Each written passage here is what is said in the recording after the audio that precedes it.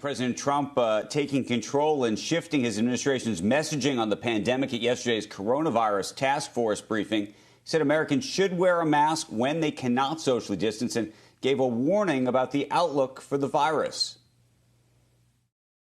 We are in the process of developing a strategy that's going to be very, very powerful. We've developed them as we go along. Some areas of our country are doing very well. Others are doing less well.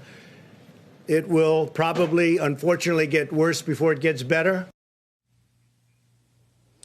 California, Texas, and Florida are three states that continue to see a rise in cases. California has now surpassed New York as the state with the most confirmed infections. Texas and Florida hit a grim record Monday for the number of daily coronavirus deaths. And to talk about this, as we always do, Dr. Scott Gottlieb is here, former FDA commissioner, now a CNBC contributor, is on the boards of Pfizer and Illumina.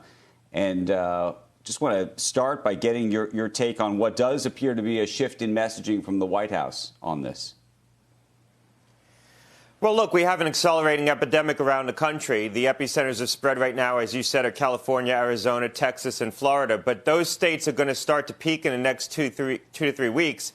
And there's going to be new epicenters of spread in this country. The virus is going to shift to other parts of the country. Georgia looks like it's heating up. Missouri's hitting records in terms of the number of new cases. Kentucky is, Tennessee is. And so what we really have here is an expanding epidemic nationally. So even as the epidemic starts to peak in certain states, and it's going to take a while to get it under control in states like Florida, but it will start to peak both because they'll hit the upper limit of the testing capacity and the virus itself is going to run its course in these states for the time being. You're going to see new epicenters of spread arise around the country. So we are far from done with this. And is there anything that is there anything that we can do about that? I mean, you've just said it in a way that sort of suggests it's just going to spread. And my question is, if we made you the COVID czar of the country, what would you be doing right now to end it? Is there a way to do that without really closing down the entire economy?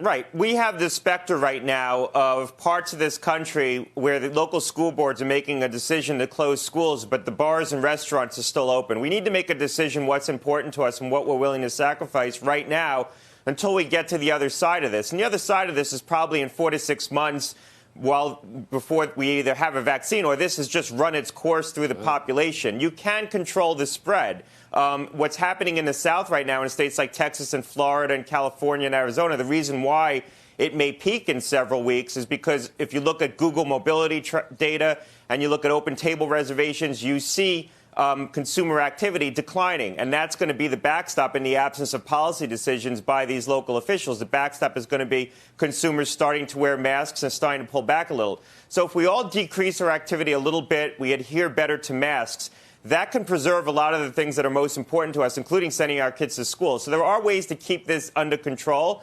Some states have chosen not to do that, and that's why you're seeing this continued spread. We haven't been able to find some happy medium between sort of hapless spread and strict lockdowns that's socially and culturally acceptable to enough people. That's what we need to find ultimately in this country. Right.